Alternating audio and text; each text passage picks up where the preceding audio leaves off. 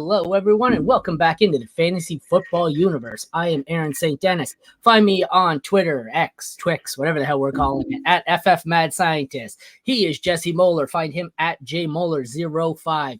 Thank you for joining us once again for the Fantasy Football Universe. Check us out over on the fantasyfootballuniverse.com or YouTube, obviously, Twitter, Reddit, Instagram, some other platform, Reddit. Did I say Reddit? Everything, yeah. wherever. Some other one we don't know yet. We're everywhere. So if you're on there, give us a follow. Like, subscribe, comment, rate, anything like that helps us out. Like I said in all the shows recently, pretty much you throw us a comment, we will reply. Except for obviously if you're an obvious troll, we'll ignore that. But other than that, we can answer anything: trade questions, player values. We are here for pretty much everything. IDP, DST, kickers. Today we're doing NFC East Superlatives. So as you see on the screen, I have the 4 quarterbacks from this division. We will be discussing how they finished last year, kind of what we think of them this year, and who we will probably end up ranking the 4, but at very least we'll decide who we like the best. As you've seen, I have a projection in this one. If they have a definitive starter, so here's kind of my ground rules. If they had a definitive starter, I put the definitive starter in. If they had a glaring need, like Washington does at quarterback, I went in and I used mock draft database and I gave them the most mocked quarterback to their position. So we're not going to do any substitutions. Like, we're not going to say, oh, screw Jaden Daniels, I'm going to put Caleb Williams in there. What we will do, if we get to another, it won't happen today, I don't think, but say we're doing the Steelers, I have Russell Wilson on screen. If you'd rather Justin Fields, we can do that. If we get to a spot here where I have, for wide receivers, I have A.J. Brown. If you prefer Devontae Smith, you put him in. But like I said, for rookies, as far as rookies go, we're going to stick with the one rookie that is the most likely mocked. And like I said, I think I put the top 6 quarterbacks in different spots, the ones with glaring needs. The top 3, then I went Minnesota, Denver, Vegas. They all had quarterbacks. Everyone else, I just put the quarterback they have. So that brings us to our first, little bit here. NFC East, best quarterback. We have the Dallas Cowboys with Dak Prescott. The New York Giants, I put Daniel Jones, although, it's not entirely out of range that they could draft a quarterback. But like I said, they have a quarterback. He still has a pretty hefty contract. So I went with the most obvious scenario for week 1. Then we have Philly, Jalen Hurts, and Washington Commanders. I have them taking Jaden Daniels. What are they, 2 or 3? I forget. 2? 2. Yeah. So that's what we got here. So obviously Jaden Daniels was a rookie, so he has no NFL relevant stats. Last year, we will go with Jalen Hurts. He was QB2 by the scoring I have here, 6 points per passing touchdown. He threw for 3,858 yards, 23 touchdowns. He also rushed for 605 yards and 15 touchdowns. Dak, surprisingly, finished as QB3. He had 4,516 yards and 36 passing touchdowns, so 13 more passing touchdowns, but he gave those 13 right back. He only had 2 rushing touchdowns to 15 for Hurts, 242 rushing yards, and then we are going to have to scroll quite a bit down. Daniel Jones missed a significant portion of the season. I'm going to have to click on his stats here one sec. Oh, it's rough. It's rough. I know. I couldn't remember how many games. So he played the first 5, misses week 6, 7, 8, plays week 9, misses the rest of the season. So he is QB 44 is what he finished as last year. A end of season stat line of 909 passing yards, 2 touchdowns to 6 interceptions. Not great. Added 206 rushing yards. So he's almost a 5-to-1 passing yard to rushing yard or ratio. That's not great. And 1 touchdown. So I think it would have been even worse, like I said, if he hadn't added in some rushing yards there. But basically, you got 6 games out of him and nothing else. So where to begin? I'm going to assume we'll get one out of the way here, regardless of Jaden Daniels or who the rookie is. We're going Daniel Jones is number 4. Yes, absolutely. Yep. We agree on that right out of the bat. I don't know where to start at number 1, number 3, but we agree Daniel Jones is the easy number 4 here, right? Even with a rookie quarterback, it's Daniel Jones at 4.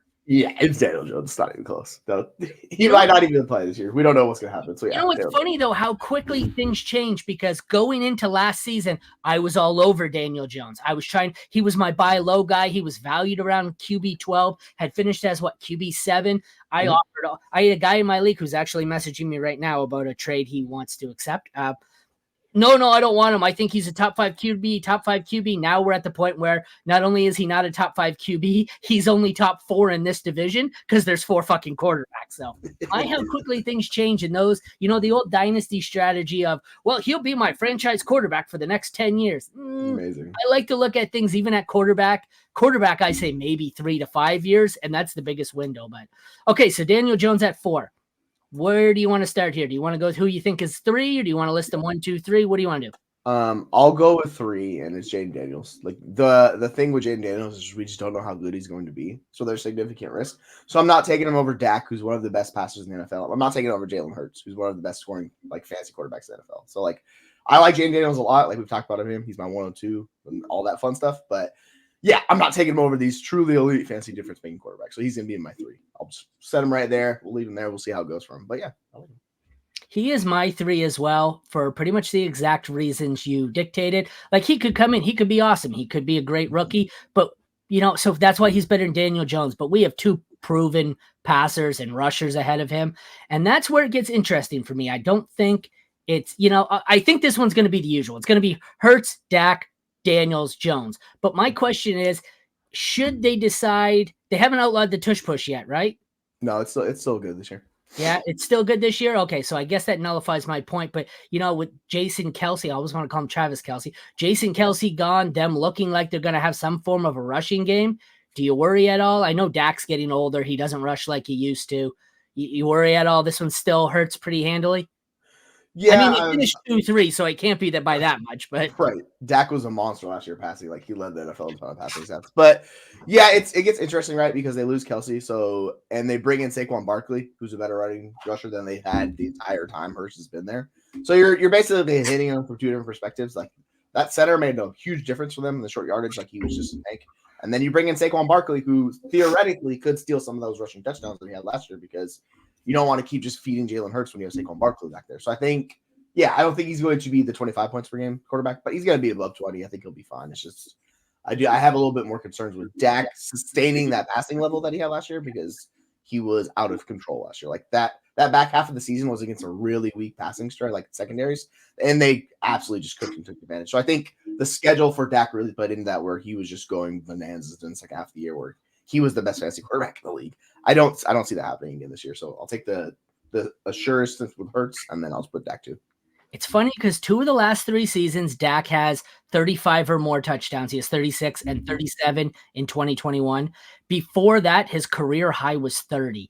Other than that, the usual, it's 23, 9, 22, 22, 23. So he is typically in your low 20s for passing touchdowns, with the exception of 2 of the last 3 years. So I feel like that has to come down. They've got to start keying in on CeeDee Lamb here. And at some point, it just can't be all about Lamb. The thing that does worry me, 15 rushing touchdowns here for Jalen Hurts.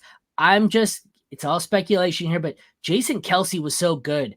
Are you worried at all Jason Kelce being gone is going to nullify even if they haven't outlawed the tush push? Maybe he said, because it looks like every other team that tries to run the tush push, Josh Allen or not, they can't do it. Is it possible this was just that Jason Kelce was a fucking master of a center, and that nobody else can do this play, and him being gone, this is good, unless he's taught the new player coming in how to do it?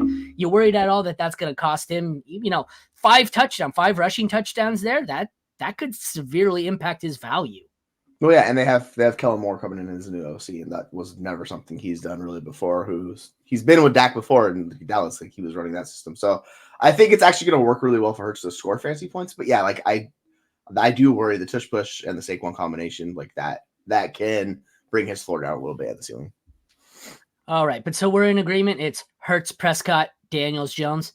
Yeah, if it was real life quarterbacks, I'd flip Dak and Hurts, but for fantasy, it's Hurts. Ooh, that's interesting. I'm not sure how I feel about that either way. I just think Dak's a much better NFL quarterback. I feel like that's a hot take, but I feel like I also agree.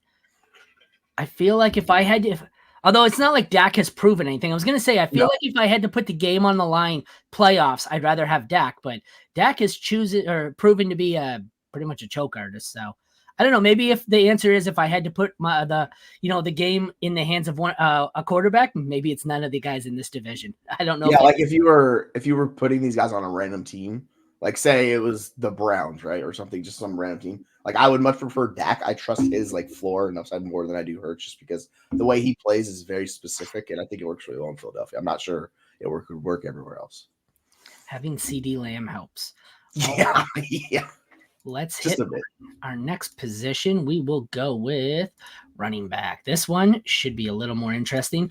You will note that not only do we have some rookies here, not a single player played on this team last year.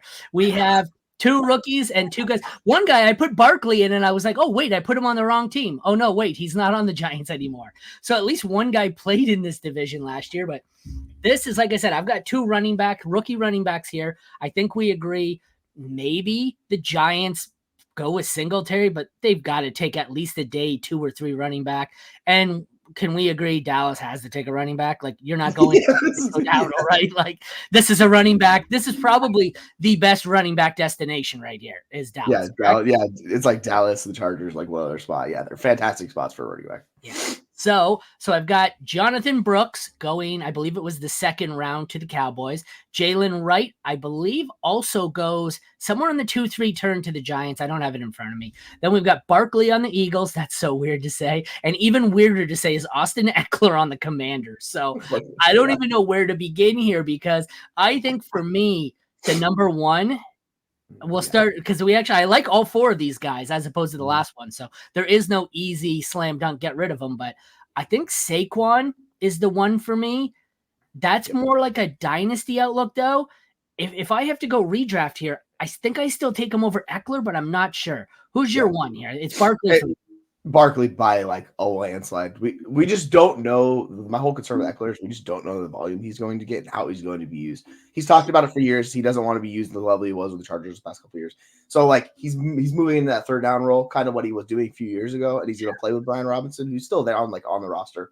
He was capable running back last year. Like I expect. Brian Robinson's decent. Brian Robinson is an issue. You're right though. He wants a lower workload. They tried it in LA, but the guys they had to do it with sucked. Brian Robinson doesn't suck.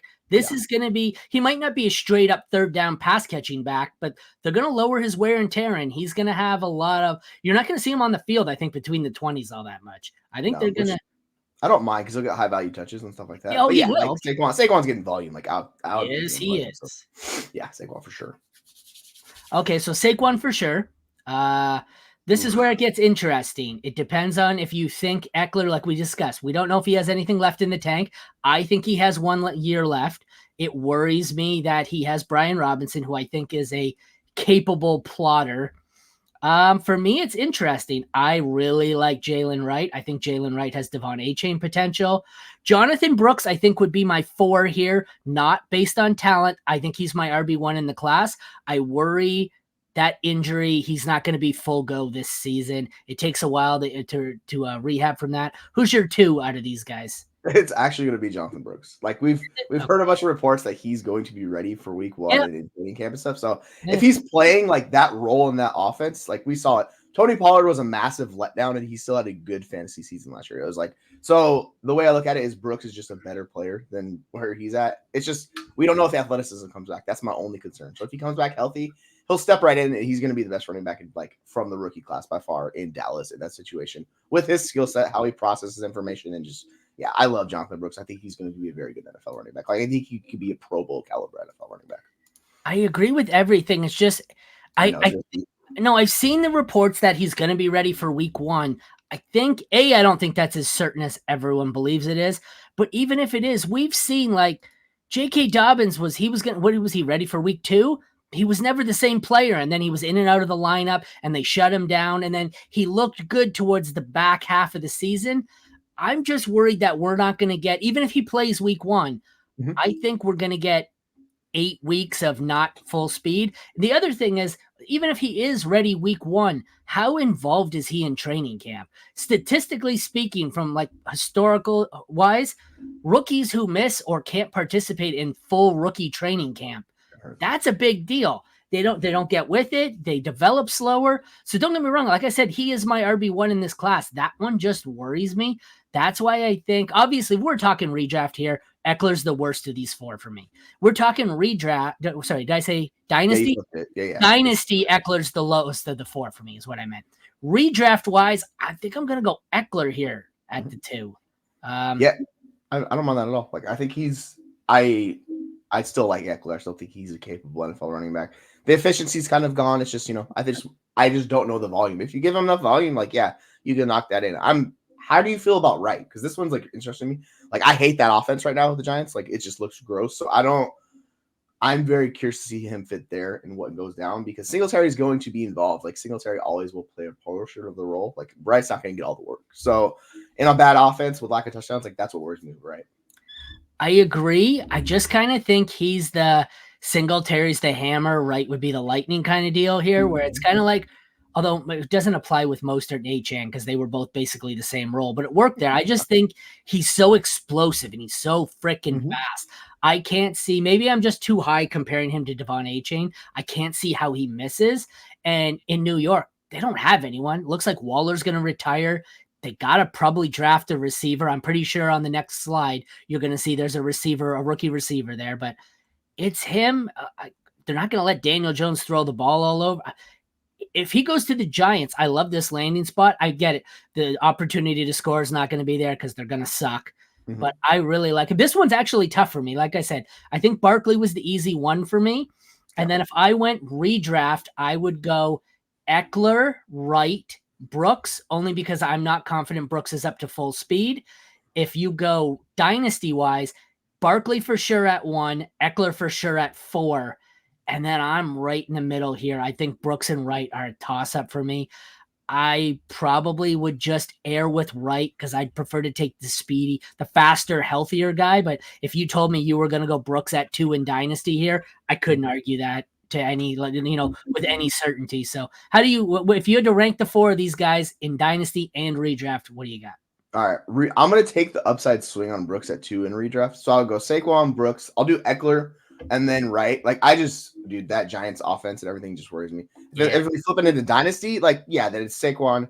If I'm that high on Brooks in redraft, he's like, you can make a case for him taking him above Saquon if you really wanted to go bold case, hot take with this, but I'm putting him at 2. Then I'll go Jalen Wright 3 just because the age difference from Eckler, and Eckler 4 just because he's got maybe 1-2 years tops at that, and we don't know how he's going to look. So that's how I would do it. Yeah, like, don't misunderstand like what I'm saying. I love Brooks. Brooks is my RB1 in this class. I just, from a redraft standpoint, I think, especially if he gets draft capital or a good, like, he goes round 2 to Dallas, like I have him projected right here. He's the RB1 on draft boards. And even in redraft, I think he's going to be, he's what, a 3rd, 4th round pick at that 4th round pick? The only running back in Dallas? Yeah. He's a 4th round pick, right? He's probably in that range, like between 4 and 6. I don't think he's going to get boosted too high because everybody's worried about the injuries and stuff like that. But yeah, he'd probably be a top 5 round pick for sure. How long till he gets to training camp with the reports that he's healthy and looking good, best shape of his career, and he's going to be ready to go week 1? And then we say, fuck, there's no other running back here. And then he shoots through the moon. Saquon dealt with the ACL and he had a terrible year a few years ago. Like, he came back from it and then he was finally coming back on track at week 5. Blew out his ankle and he was just done for the year. Like, it wasn't the same. So yeah, like, it's 100%. It's a process. It's going to take him. He'll look a lot better in the second half of the year than he is the first half. So he'd be a guy that you would kind of just want to hold on your roster and then you play him. I changed my answer. If Jeremy thinks Saquon's the answer, I drop Saquon. I'm taking Eckler. Where's Devin Singletary? Nobody likes him. We mentioned him. Like I said, I guess you could factor that. Do you have, if we had to redo this? That's a good point, Jeremy. I never thought I'd say those words. If you wanted to redo this, would you prefer Wright or Singletary? It depends on if Wright gets draft capital. And I know that's kind of a cop-out. Well, like I said, I'm assuming it's day 2 pick here to the Giants. I think he was their 2nd round pick to the Giants in the mock, but I'll take Wright. I would expect him to take over the job at some point in the season. So I would take Wright and then I would just He wouldn't be starting right away. I would let it play out for a few weeks where you sit on the bench, clogging up roster, and then you see him kind of earn work. By like week 6, he'd probably be getting more work, and I'd be fine with him there. So I'd take Wright over him. I low key. That's him promoting the fantasy football universe. That's nothing else. We need to make an emoji you could copy paste on there, the logo, and just put it in there too. I low-key hate what you just said in that situation. I freaking hate these situations where we get a guy like Jonathan Taylor who goes in and says, just wait a couple of weeks, he's going to win the job, and it never happens. And who was it, Javonte? We did that with was it Marlon Mack? No. Melvin Gordon, sorry. Yeah. Melvin Gordon, Marlon Mack, the defensive player. What the fuck am I talking about? Oh, no, sorry. No, now Khalil Mack. Anyway. I'll pretend I know what the fuck I'm talking about. You're good. No, but like to your point, like with rookies and stuff, it takes time. Look at Jonathan Taylor. Like his processing didn't catch up till week 9, and he struggled immensely. People wanted to sell him, and then he had just an incredible second half of his rookie year. Sometimes it takes these guys, and Wright's a guy like Brooks is a really good processor. Wright's not that guy. So like Wright might take a little time to bring his speed up to par, which is kind of his biggest issue. So yeah, it's gonna take him some time. Yeah, well, that was my point before I had a minor stroke there. Javonte Williams, it took him almost 2 years and then cutting Melvin Gordon, not Marlon Mack, not Khalil Mack. It was Melvin Gordon who was the running back in Denver. So yeah, I mean, we are a little too bullish on guys coming back from ACL, and I'm guilty of that as well. Like sometimes I'm like, yeah, it'll be fine, and it's not fine. It's not fine. So I guess to answer the question, so you went with Wright over Singletary, you said? Yeah, I'd take Wright over Singletary. Singletary or Brian Robinson? Oh, I'll take Brian Robinson. Like I just trust the Washington offense more than I do the Giants offense. Like I like, especially with them getting a quarterback, which we don't know if the Giants are going to do or not. Like we know Washington's getting a quarterback. I'll take the upside of a rookie quarterback who, like the running backs are not hit the worst in that situation as opposed to the wide receivers. Like the fantasy points per game were fine. So yeah, I do that route. We have some fireworks on the way. Oh baby, what a division! Dallas, CD Lamb. We have the Giants taking Malik Neighbors, what I can only assume is what's that, a 6 overall? Mm-hmm. 6 overall, Malik Neighbors to the Giants, AJ Brown for the Eagles, and Terry McLaurin for the Commanders. I would say in this situation, what jumps out at me is Terry McLaurin is the obvious number 4. I'd say it's, well, it depends. Like, is Terry getting quarterback? That's what I need to know. Like, who's his quarterback? If he gets who did we just say it was? Jaden Daniels? Yeah, I'll take Terry over, because like rookie wide receivers is very hard for them to be elite. Like, they could be really good, but like you're happy with 900 or 1,000 yards. That's kind of what McLaurin's done his entire career, and now he gets a good quarterback. So I'd have McLaurin 3, and then I'd have Neighbors 4. Like dynasty wise, it's flipped, but like I'm not expecting Neighbors to come and put up 1,400 yards as a rookie. Like that just seems unrealistic. Especially with Daniel Jones. Like that sounds awful. My worry, okay, so Terry is 5 years in. He's got wide receiver 27, 21, 25, 14, 28. So let's call him on consensus off the top of my head. Call him wide receiver 24. So I guess the question for me then is, do you believe as a rookie, Malik Neighbors can be wide receiver 24 or better with Daniel Jones as his quarterback? I'm going to bet against it. Like, that's just – he'll be in that range because he's such a good talent. But, man, that offense with Daniel Jones, like, he's rushing. He's taking the pass steps on the offense. So, yeah, like, I would just prefer the certainty of McLaurin. But there's an upside case with Neighbors. Like, I just think McLaurin's been in this shitty situation for his entire career that Neighbors is going into, and he's finally getting a quarterback upgrade. So, like, there is a theoretical range of outcomes where McLaurin finally is the guy that Matt Harmon, who continually raves about, tells him one of the best wide receivers in the NFL, finally gets that opportunity to showcase, like, hey, I'm a really good wide receiver. I think Neighbors is like a couple of years away from that. Just got to get Daniel Jones off the roster before that happens. I am trying to find this now to see.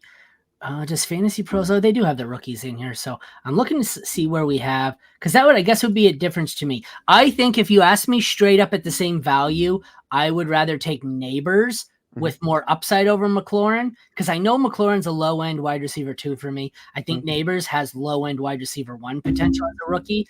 Neighbors is going off the board as wide receiver 11. Scary Terry is going. What? He's going 11? Good grief. I retract my previous statement. Scary Terry's going wide receiver 37. Give me Terry. I think he has less ceiling. He's going 26 receivers later. No, thank you.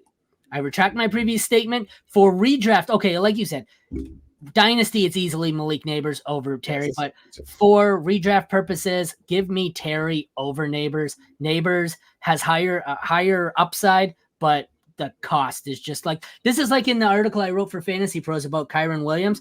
At a wide receiver 11, you're drafting him at his ceiling. Like I get there's some guys he could overproduce, but That's crazy high. Like I don't know. Like he should not. Like Where he I goes- wouldn't even take freaking. I mean, depending on where Marvin Harris Jr. goes or Medunza goes. Oh, Neighbors is going overall 17th overall. He's a middle of the second round pick.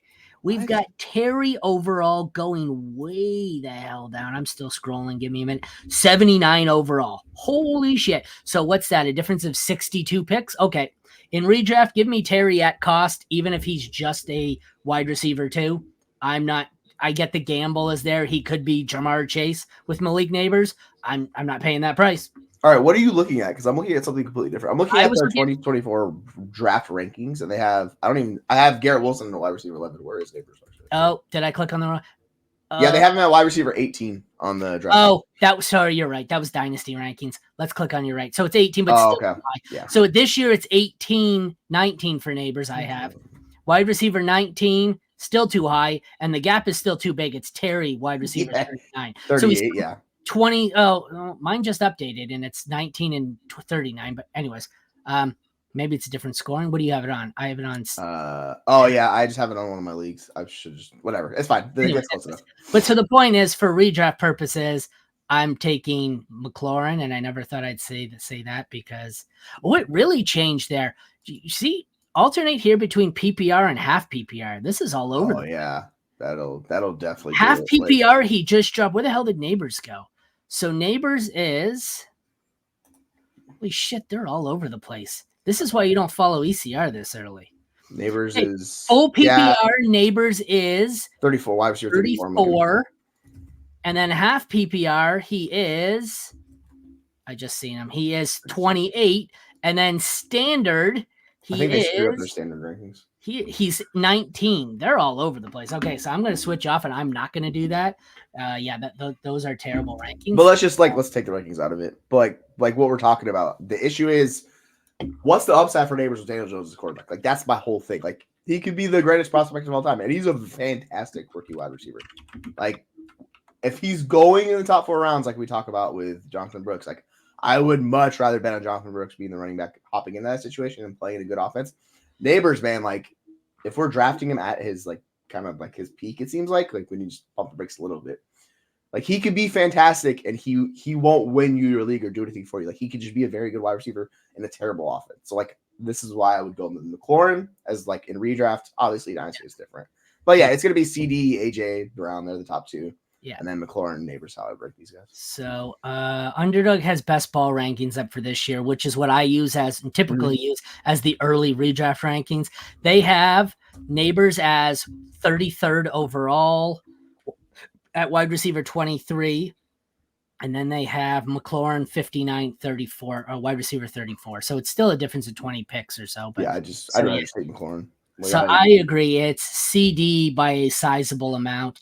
AJ, and then there's I think it's CD Lamb, big gap, AJ Brown, massive gap to whoever you prefer out of the other two. I think it's Neighbors for me. It's obviously Neighbors in Dynasty. It's McLaurin at cost in redraft for me.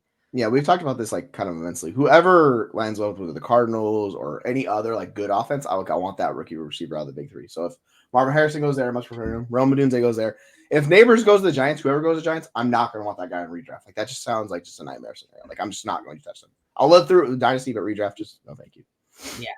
Yeah. Well, especially at that cost, like I said, he's going in he's a third round pick.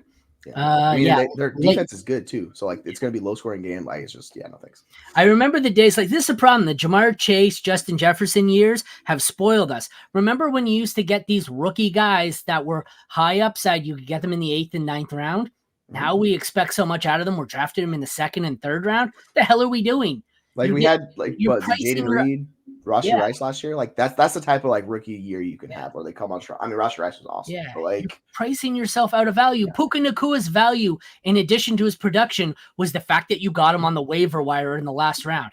Even if Neighbors puts up what Puka did last year, you're paying a second or third round pick. Don't get me wrong, it's still a great player, but you're not really at that value or at that cost, the best thing you're hoping for is to break even. Basically, it's like the 101 in the drafts. You're not getting value at the 101. He can't produce that draft capital. So yeah, like you have to be a superstar, like fantasy points per game producer, which he could be, but.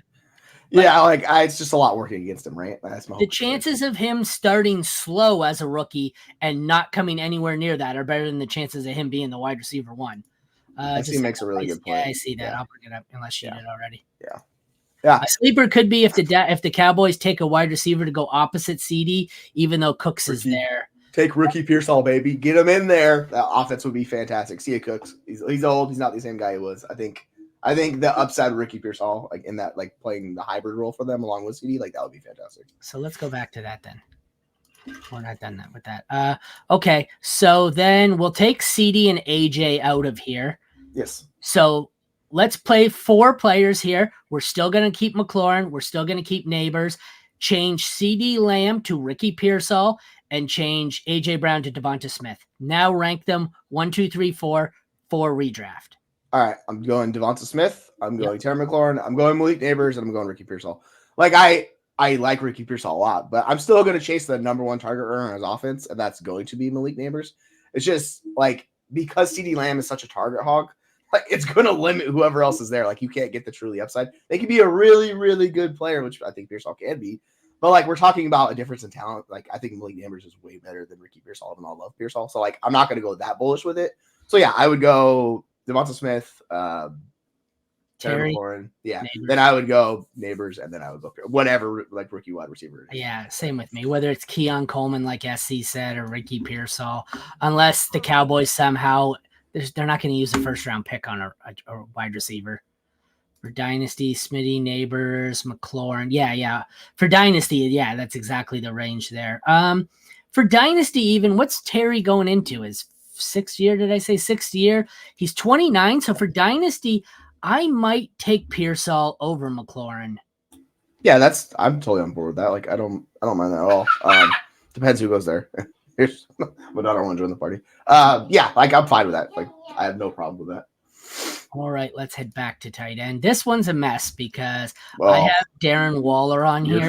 Your favorite tight end. Oh, I forgot about that. So Darren Waller, I think, could retire. So yeah. He thinks McLaurin becomes a sell high. I don't know how high. Well, he's just like a sell, I think. Yeah, he's kind of like it's tough to get a first round pick for him in Dynasty. Like he's in that range of like the late first, early second range. I don't think we're near a first for him. I don't mind paying like an early second. Like it's kind of like we're talking about the old guys that buy. It's just you're buying into talent in an improved situation. So like you haven't seen it with McLaurin. Like that's the whole issue because his quarterback situation has been awful. So like that's kind of the case with it. But yeah, if you want to sell him for first, go for it. Like I think somebody will like myself will probably be interested in season where they're like the team struggle, whatever. Blah, blah, blah. All right, the most confusing one here. We have tight end. Early second, maybe late second. I was thinking somewhere in the second as well, but I'm notoriously low on Terry every year. Okay, tight end. We have Dallas with Jake Ferguson, the Giants with Darren Waller. Again, they could. That's funny because we've had like 3 positions in a row where they could use the number 6 pick on that position. But for now, we're calling it Darren Waller. It could be a rookie. I don't know who the hell it's going to be. It could. They also had who was the backup there that they had? Who's the other tight end? They had a young guy who got an eye injury that I really liked. Daniel Bellinger. Yes, that's him. Yes, you can also sub in Daniel Bellinger, who I think I prefer. I definitely prefer over Waller in Dynasty. But so we've got Dallas Goedert, the perennial top 6 in ADP, who finishes 10th or lower. I have an article I'm working on that. That should be out tomorrow, ironically enough. And we have Zach Ertz, who was on Arizona and then Detroit and is now on Washington. This one's scary. For redraft, I would like to go Jake Ferguson, followed by Dallas Goedert, Daniel Bellinger, Zach Ertz, but I don't think either of them are fantasy relevant. And I'm doing that with the assumption that Darren Waller probably retires. If he doesn't, I don't know. I think he's still for me in redraft, it's Jake Ferguson. For me in Dynasty, I think it's Jake Ferguson either way. What do you got here? Yeah, if like we've seen It depends what. So this really depends on who they go. If they draft like a good wide receiver round 2, I'll probably immediately sell Ferguson because Ferguson's the type of wide receiver who, like, similar to Zach Ertz, they need volume to be fantasy relevant. He's dumb. If he's not getting that, if he's not getting that volume, like, this is the issue. Like, they draft somebody. So theoretically, we're just gonna play it like with the rosters as it is. Like, I'll take. It's gonna kill me, but I'll take Goddard over Ferguson, and I'm probably gonna regret it. Then I'll take Waller just because of the upside. Zach Ertz, man, like, the swag is there. Look at the visor, that's nice. But yeah, no thank. Like, he's the what, third or fourth option on that offense, same type of thing. And it's a rookie quarterback. We don't know how it's gonna go. So yeah, these are all tight ends I'm not really excited about. Exactly. I think the hate on Dallas Goddard's gone a little bit too far. Like, we were probably too bullish last year. Now it's kind of flipped where people don't really want him. Like, he's gonna be like the back end tight end one, which should be Ferguson too. It's just they're probably drafting a good wide receiver. Like, that's the whole thing. We know that the Eagles are not drafting a good wide receiver. Like, they have that, so I think he's just safer. But yeah, it's a lot of I guess you could say. I don't think I'm gonna have any shares of anyone in this picture right now. Even if you sub in, what did I say, Daniel Bellinger, like Dallas Goedert. I think you're right. The price gets lower on him this year, so maybe he's finally a decent value. Like, if I get him as a tight end 12, maybe. Zach Ertz, he's always injured. I'm not really big a fan of him. Darren Waller, he may retire, and if he doesn't, he'll be injured. So yeah, exactly. I don't really want him. And the second he announces he's not retired and he's going to play and be healthy, his ADP will shoot up and he'll be overvalued again. Don't want him. I'll have some shares of Bellinger, probably stashed on dynasty rosters. Jake Ferguson, I think if I have in dynasty, I'm looking to sell high. The second Dak is not the quarterback there anymore, whether it be next year, 5 years from now, whatever the hell it is, his volume goes. It's Dak. That's the reason the tight ends hit there. Not to mention, what do they got? Schoonmaker's there. Oh yeah, like people were hyped about him last year. Shot. So yeah, I mean, if it's those guys, I'm not too worried about them. But yeah, it's just kind of just your point. It's funny because everyone's hyping how, I get it, tight end looks deeper than ever before. Not in this division, it isn't. No. I mean, Waller's free basically in dynasty. Like, I'm looking at his price and stuff. Nobody wants him. So if you want to take a random third and throw it at Waller for the upside, sure, I don't care. But like, yeah, it's not much here. It's just kind of a lot of okay guys. I think this is the division of, if I can get them for a third round pick, maybe, but I don't think I want to draft any of them. Thanks. In the right circumstances, like with Ferguson, we've seen it. He's been viable. Yeah. Goddard, it's just injuries with Goddard. Like, that's the whole biggest issue. Like, he can't stay healthy. So similar to Darren Waller, like, injuries galore with both of these guys. So but yeah, Ferguson's the one I want most. But even Ferguson, unless I've punted tight end, I'm not drafting him as my tight end 1. I'm drafting him as my bye week tight end or a backup. Like, I can't see a scenario where like I said, unless everyone's gone crazy on early tight ends and I loaded up elsewhere and I've punted tight end to round 12 and Ferguson's on the board, I can't see a roster where he's my starting tight end. Can you? Yeah, I would be taking multiple dark stabs at tight end if that's my case. Like, right? Yep. You know what I'm saying? So if this is my dynasty roster and I have one of these guys as my starting tight end, I would go get another one of like a similar range guy, a rookie. Like, I would find a way to insulate my tight end because you can't be super dependent on these guys. We've seen it. Zach Ertz is a walking injury as well too. Like, he just ruptured his Achilles or his knee or whatever like 2 years ago. So yeah, like, Ferguson seems the safest of these guys with his situation, but it could drastically change because he's the only one who's not a walking injury. Are these the 3 most injured tight ends? If you add Logan Thomas in, who was the Commanders tight end, it's the Mount Rushmore of injured tight ends. It's rough. All they need is Hunter Henry, and they could just make the perfect unison group right there. All right, let's close it out with what I'm sure will be the most entertaining position group for everyone. Kicker. Oh, yeah. Always fun. We have actually some good ones in here.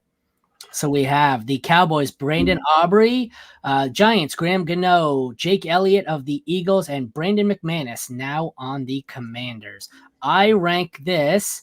I'm not gonna say dynasty redraft. Dynasty redraft. Your redraft ranking as a kicker is your dynasty ranking for me. There's no difference. I don't care. It doesn't matter. You could be 100 years old. You could be 22 years old. I don't care.